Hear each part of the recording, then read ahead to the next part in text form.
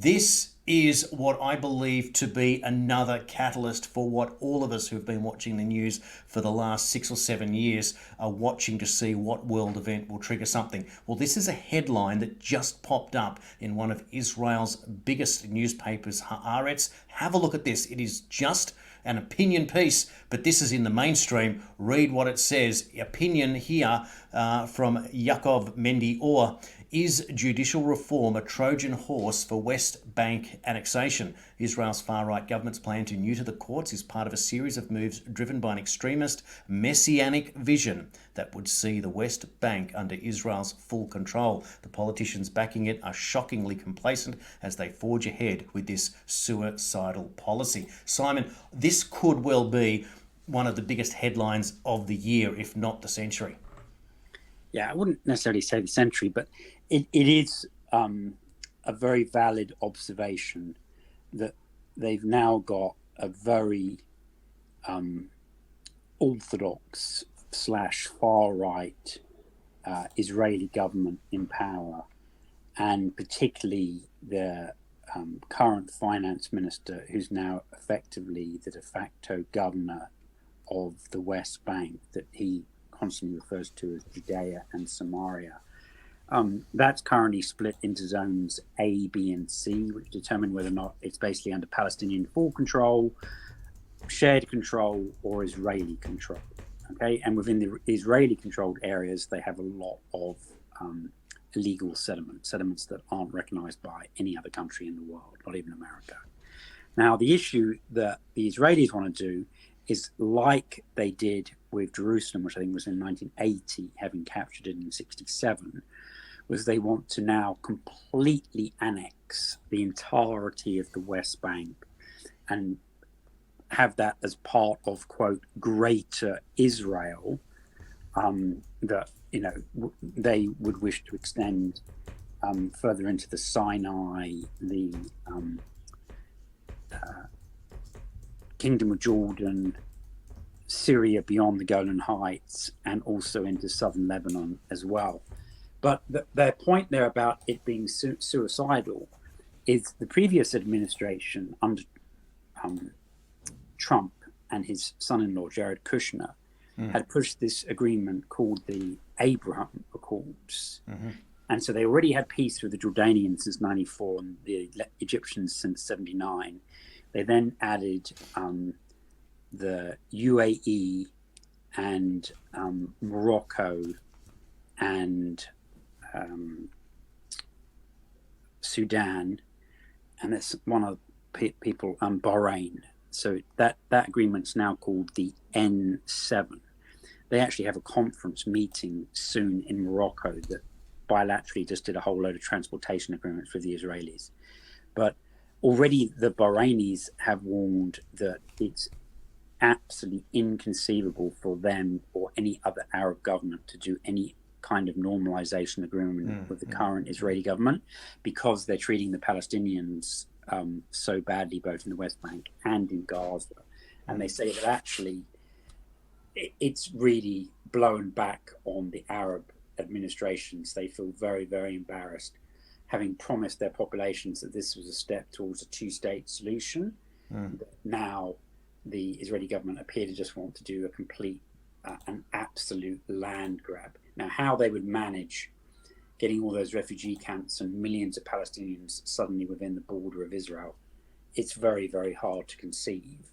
But they literally, as the article suggests, believe that they're following some kind of like messianic prophecy for the reunification of Israel as they imagine it from 3,000 or 4,000 years ago. But if that happens and it's officially done, you can expect to see not only the Iranians solidify what they call the axis of resistance, but all of the other governments that have signed the Abraham Accords to drop out. And it's actually possible that we'd even see the Jordanians and the Egyptians renounce their peace treaties of Israel. So then, when were they written again? I believe Jordan was 94 and Egypt was 79. That was the Camp David Accords, which was the first peace agreement. And that was what got Sadat killed. That was when his own bodyguards turned against him and killed him in an army parade. Right. So that because peace deal. Because they were so unhappy that Egypt was the first country to do a peace deal with Israel, recognizing its right to exist and its borders.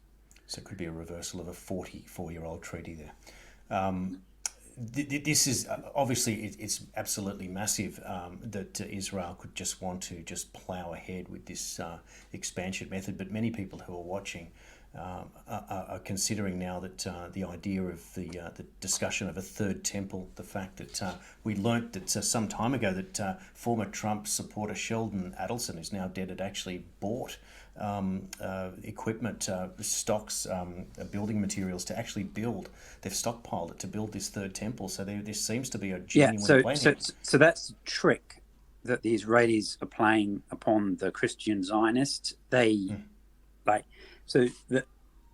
the Jewish folks believe that if they can demolish the Al-Aqsa Mosque and it's not even finished building, it's just start building the third temple, that will trigger the arrival of the Messiah, which in their belief will be the first time. But all the Christians who are of this particular kind of fringe in the United States believe that it will be obviously the second coming of Jesus Christ, and that will then trigger Armageddon, and those who are pure will all be raptured and all this kind of stuff. And so unfortunately you've got a confluence of really quite using the word zealot would be inappropriate in this context, but should we say dedicated Jews and Christians who have a particular set of beliefs that are coinciding. And so that is actually really dangerous, because you've got people who have got functional control over the location, and rich American and Jews who are willing to throw like millions of dollars into the project. Yeah, it's a massive development. I mean, if they took over the Al-Aqsa Mosque, which is what Gvir has been indicating, Ben Gvir, yes, those are the two people that are really troublesome in terms of international relations. It's Smotrich and Ben Gvir. If they were to even start demolishing the Al-Aqsa Mosque, that's the third holiest site in Islam. I mean, it would go crazy. You would have the Syrians, the Jordanians, the Egyptians, the Gazans, the Palestinians in the West Bank, the Lebanese, like all simultaneously attacking. You might get an entire alliance of the Organization of Islamic Countries. The Abraham Accords would just be completely discarded by all the Arab nations who have signed that. And, it would be hard to see how Israel would even retain East Jerusalem, let alone trying to formally annex the West Bank, if they were to lay a finger on the actual mosque on the Al-Aqsa site. Because, that's a mosque, a variety of other buildings within the complex, and then a huge courtyard. Most mosques have a very, very large courtyard.